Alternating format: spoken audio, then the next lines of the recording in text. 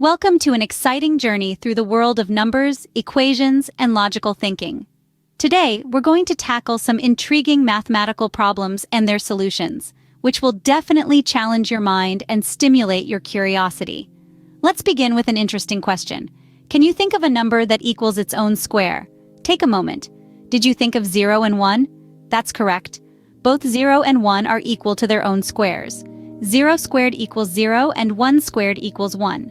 Next, let's consider a number that is equal to half its square.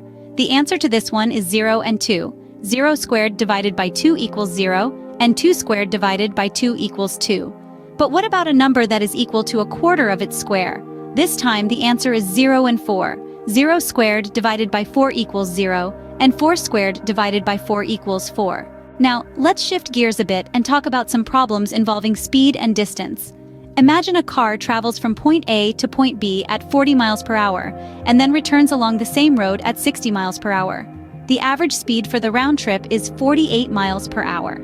Similarly, consider Tom, who travels at 60 miles per hour going to a neighboring city and 50 miles per hour coming back.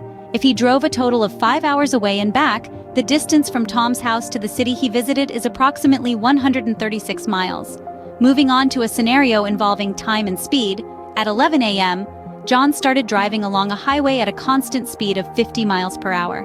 15 minutes later, Jimmy started driving along the same highway in the same direction at 65 miles per hour. Jimmy will catch up to John at 12:05 a.m. Now, let's dive into some geometry.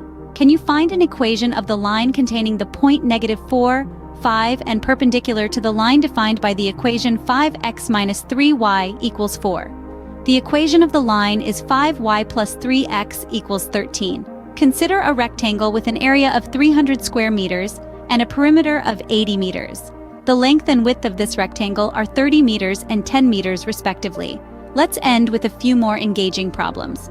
First, imagine a rectangular garden with a length of 100 meters and a width of 50 meters.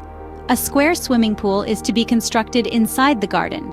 If the remaining area not occupied by the pool is equal to 1/2 the area of the rectangular garden, the side of the pool would be 50 meters.